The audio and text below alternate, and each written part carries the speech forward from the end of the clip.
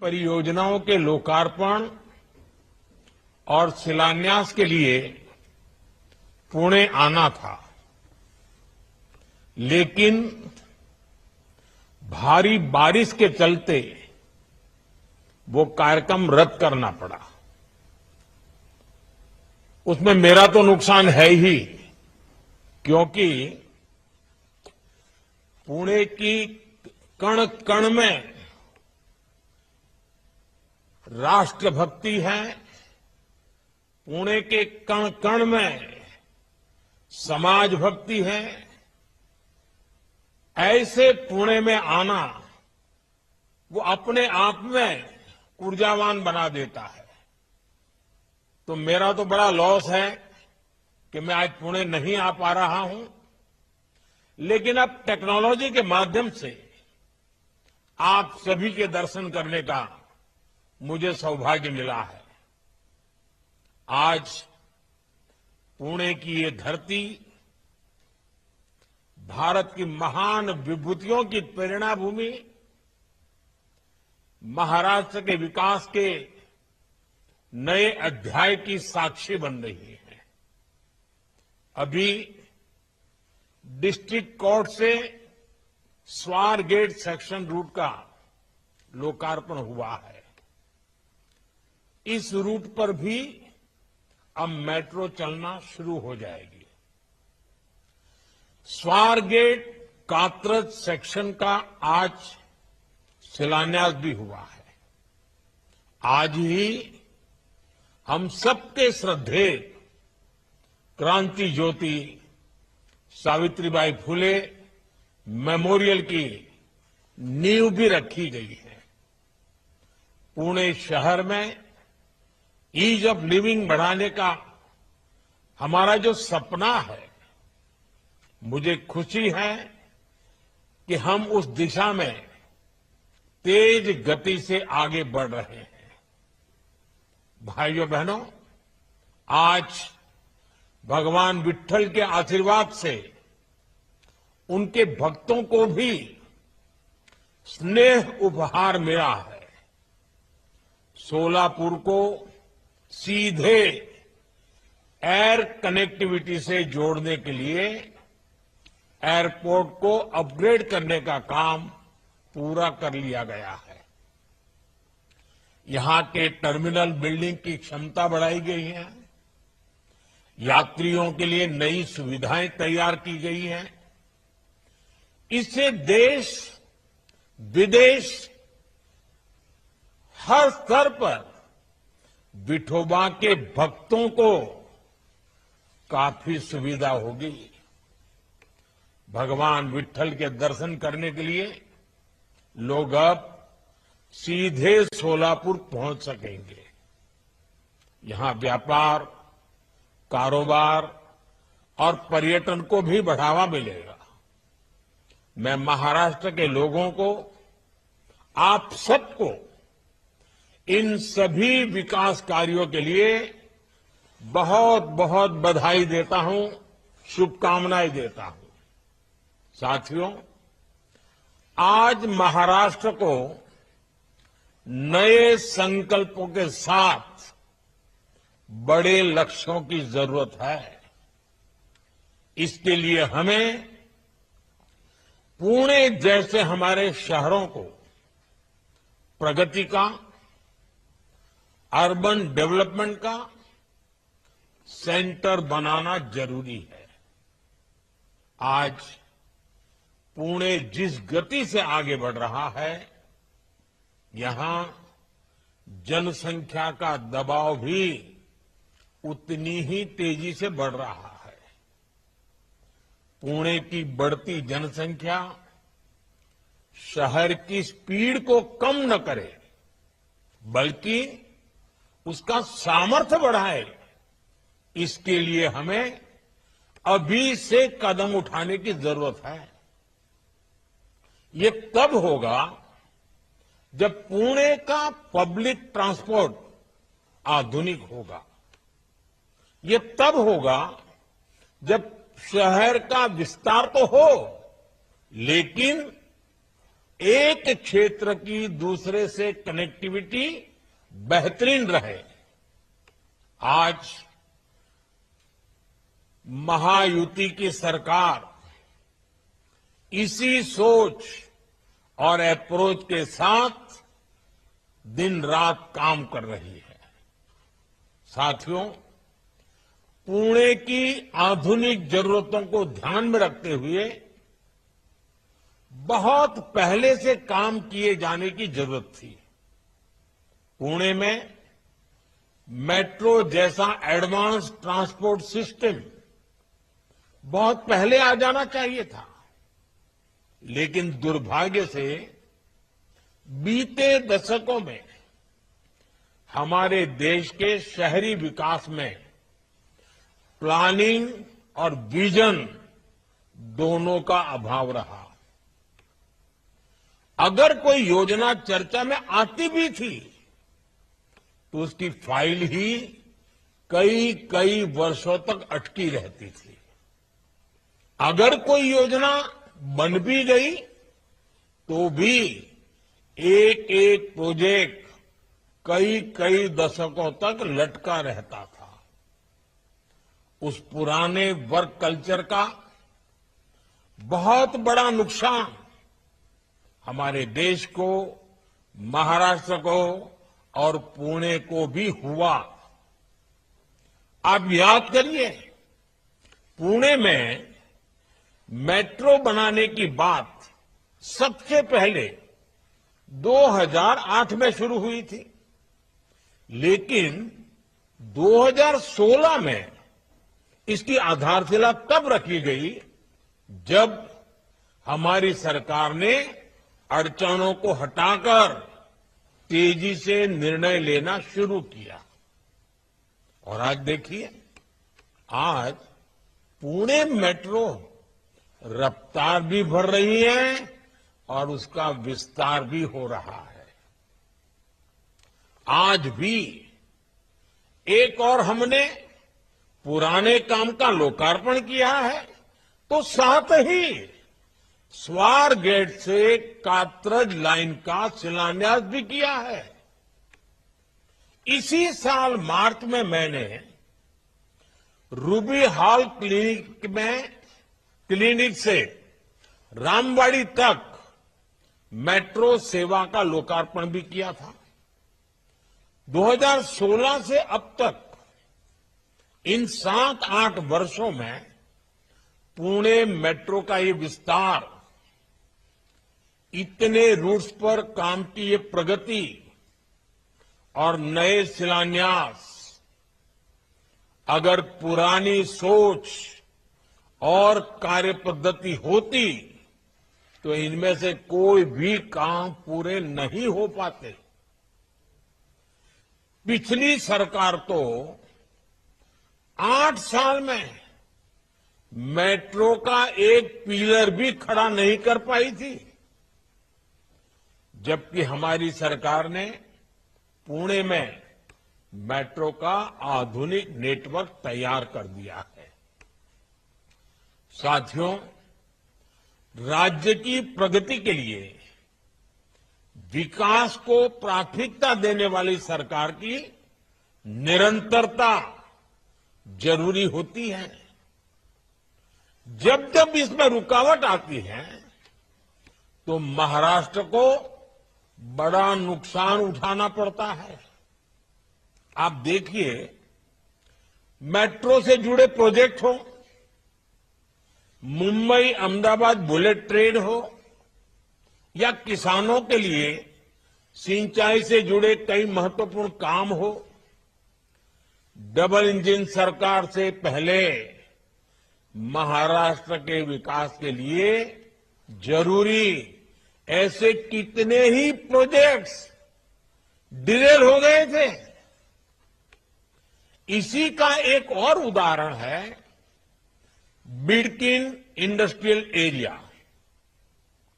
हमारी सरकार के समय मेरे मित्र देवेंद्र जी ने ऑरिक सिटी की संकल्पना रखी थी। उन्होंने दिल्ली मुंबई इंडस्ट्रियल कॉरिडोर पर शिंद्रा बिडकिन इंडस्ट्रियल एरिया की नींव रखी थी। National industrial corridor development programme के तहत इस पर काम होना था, लेकिन बीच में ये काम भी ठप हो गया था। अब शिंदे जी के नेतृत्व में डबल इंजन सरकार ने उन अड़चनों को भी हटाने का काम किया है। आज यहां बिडकिन इंडस्ट्रियल नोड को भी राष्ट्र को समर्पित किया गया है।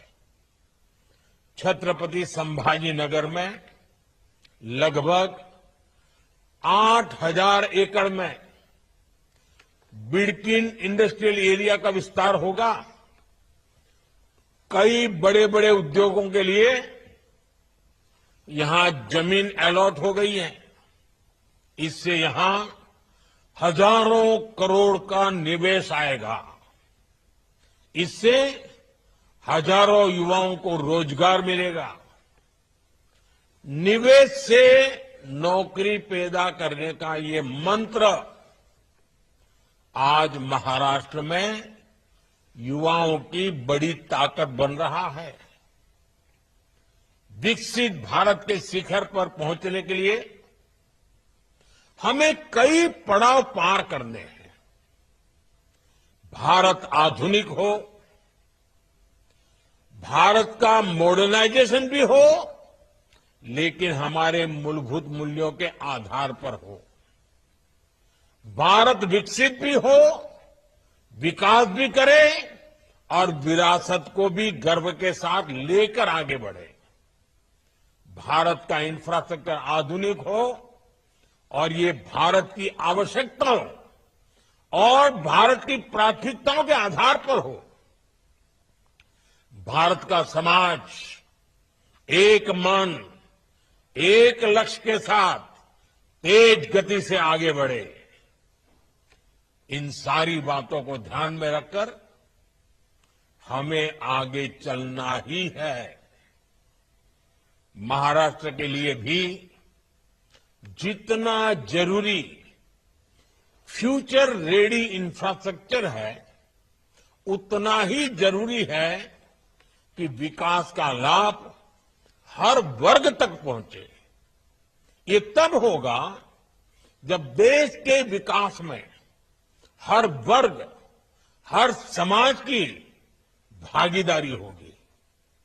ये तब होगा जब विकसित भारत के संकल्प को नेतृत्व देश की महिलाएं करेगी।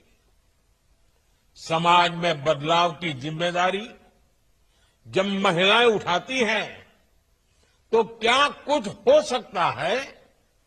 महाराष्ट्र की धरती तो इसकी साक्षी रही है। इस धरती ने और इस धरती से सावित्रीबाई फुले ने महिलाओं की शिक्षा के लिए इतना बड़ा आंदोलन शुरू किया था। यहां बहन बेटियों के लिए पहला स्कूल खोला गया था। इसकी स्मृति को, इस विरासत को संजोकर रखना जरूरी है। आज मैंने देश के उसी प्रथम गर्ल्स स्कूल में सावित्रीबाई फुले मेमोरियल की आधारशिला रखी है।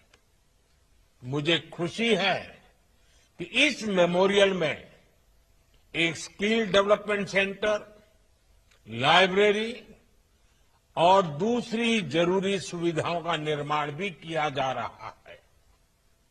ये मेमोरियल सामाजिक चेतना के उस जन आंदोलन की स्मृतियों को जीवंत करेगा। ये मेमोरियल हमारे समाज को, हमारी नई पीढ़ी को प्रेरणा देगा। भाइयों और बहनों, आजादी के पहले देश में जो सामाजिक हालात थे, जो गरीबी और भेदभाव था, उन हालातों में हमारी बेटियों के लिए शिक्षा बहुत मुश्किल थी। सावित्रीबाई फुले जैसी विभूतियों ने बेटियों के बंद शिक्षा के दरवाजों को खोला, लेकिन आजादी के बाद भी देश उस पुरानी मानसिकता से पूरी तरह मुक्त नहीं हुआ। कितने ही क्षेत्रों में पिछली सरकारों ने महिलाओं की एंट्री बंद करके रखी थी। स्कूलों में शौचालय जैसी मूलभूत सुविधाओं का अभाव था। इसके कारण स्कूल होने के बावजूद भी स्कूलों के दरवाजे बेटियों के लिए बंद थे। जैसे ही बच्चियां थोड़ी बड़ी होती थी, उन्हें स्कूल छोड़ना पड़ता था। सैनिक स्कूलों में तो बेटियों के एडमिशन पर रोक थी। सेना में ज्यादातर कार्यक्षेत्रों में महिलाओं की नियुक्ति पर रोक थी। इसी तरह कितनी ही महिलाओं को प्रेगनेंसी के दौरान नौकरी छोड़नी पड़ती थी। हमने पुरानी सरकारों की उन पुरानी मानसिकताओं को बदला, पुरानी व्यवस्थाओं को बदला। हमने स्वच्छ भारत अभियान चलाया। उसका सबसे बड़ा फायदा देश की बेटियों को, हमारी माताओं बहनों को हुआ। उन्हें खुले में शौच से छुटकारा मिला। स्कूलों में बनाए गए शौचालयों के कारण और बेटियों के लिए अलग शौचालयों के कारण बेटियों का ड्रॉप आउट रेट कम हुआ। हमने आर्मी स्कूल के साथ साथ सेना में तमाम पदों को महिलाओं के लिए खोल दिया। हमने महिला सुरक्षा पर कड़े कानून बनाए और इस सब के साथ देश ने नारी शक्ति बंधन अधिनियम के जरिए लोकतंत्र में महिलाओं के नेतृत्व की गारंटी भी दी है। साथियों, हमारी बेटियों के लिए जब हर क्षेत्र के दरवाजे खुले, तभी हमारे देश के विकास के असली दरवाजे खुल पाए। मुझे विश्वास है सावित्रीबाई फुले मेमोरियल हमारे इन संकल्पों को, महिला सशक्तिकरण के हमारे इस अभियान को और ऊर्जा देगा। साथियों, मुझे भरोसा है महाराष्ट्र की प्रेरणाएं, महाराष्ट्र की ये धरती हमेशा की तरह देश का मार्गदर्शन करती रहेगी। हम सब मिलकर विकसित महाराष्ट्र, विकसित भारत का ये लक्ष्य पूरा करेंगे। इसी विश्वास के साथ आप सभी को एक बार फिर इन महत्वपूर्ण परियोजनाओं के लिए हार्दिक बधाई देता हूं। आप सबका बहुत बहुत धन्यवाद करता हूं।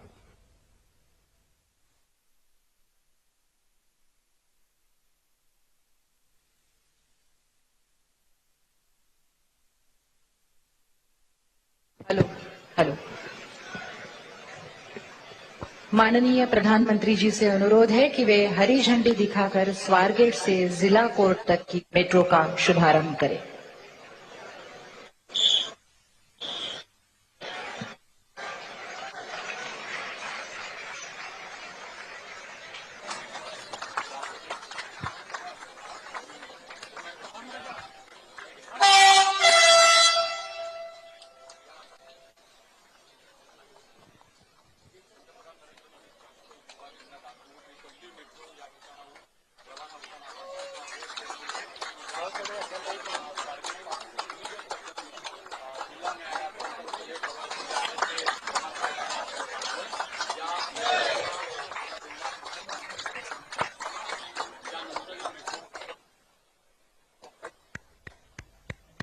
उनको बोल